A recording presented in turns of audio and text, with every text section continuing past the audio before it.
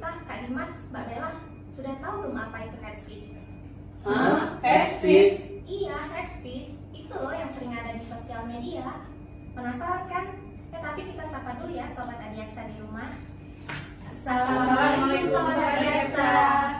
Untuk penjelasan lebih lanjut apa itu hate speech, mari kita simak video penjelasan dari Kepala Seksi Pengelolaan Barang Bukti dan Barang Rampasan. Semoga bisa bermanfaat bagi Sobat Adiaksa di rumah.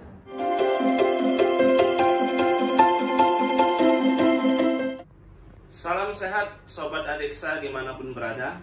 Pada kesempatan kali ini dalam Klinik Hukum Kejaksaan Negeri Prabu Muli, saya akan sedikit mengulas tentang perbuatan atau tindakan yang sering terjadi di masyarakat yang dianggap sepele, namun memiliki konsekuensi hukum dan tidak jarang berakhir di proses persidangan.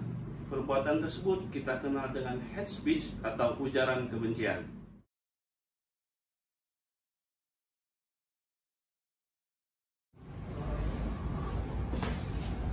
Hate speech adalah suatu tindakan atau perbuatan yang dilakukan antar pribadi kepada pribadi lainnya atau suatu kelompok yang dilakukan berbentuk penistaan, penghasutan, pencemaran nama baik, penyebaran berita bohong yang dilakukan melalui media sosial, media elektronik, pamflet, orasi, dan tulisan.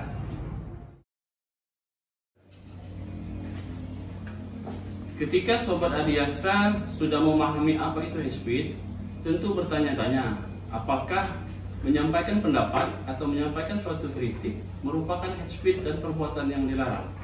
Karena menyampaikan pendapat itu merupakan hak asasi manusia yang dijamin oleh undang-undang. Memang benar di dalam pasal 28 huruf E ayat 3 mengatakan setiap orang memiliki hak asasi untuk berserikat, berkumpul, dan menyampaikan pendapat. Namun, kita tidak boleh lupa bahwa di dalam pasal 28 huruf J ayat 1 menyatakan setiap orang wajib menghormati hak asasi dari orang lain.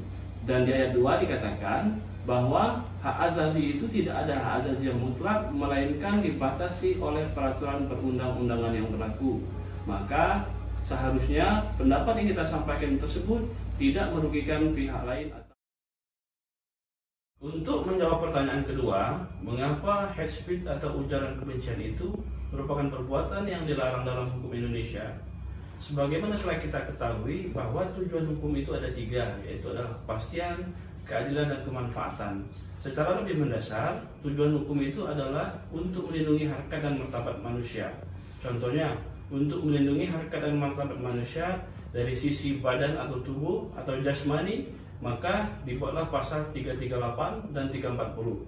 Untuk melindungi harkat martabat manusia di bidang harta benda dari perampasan atau pengambil alihan dari pihak lain secara paksa, maka dibuatlah pasal 362 dan 372.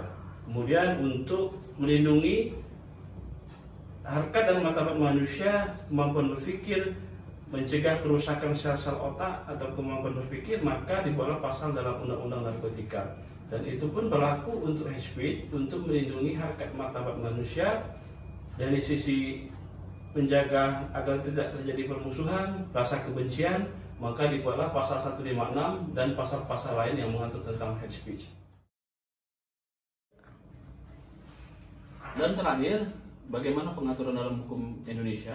Hate speech diatur dalam beberapa pasal, yaitu yang pertama pasal 156 KUHP. Dalam pasal tersebut diatur dengan pidana penjara selama 4 tahun. Kemudian di dalam Undang-Undang 19 tahun 2008 tentang perubahan tentang Undang-Undang 11 2008 tentang informasi transaksi elektronik, pasal 28 ayat 2 dan pasal 45 ayat 2 dengan ancaman pidana selama 6 tahun dan atau pidana denda paling besar 1 miliar rupiah. Dan terakhir di dalam Undang-Undang 40 tahun 2008 tentang penghapusan diskriminasi ras dan etnis, pasal 16 dengan pidana penjara selama 4 tahun dan denda 500 juta rupiah. Hukum, jauhi hukuman.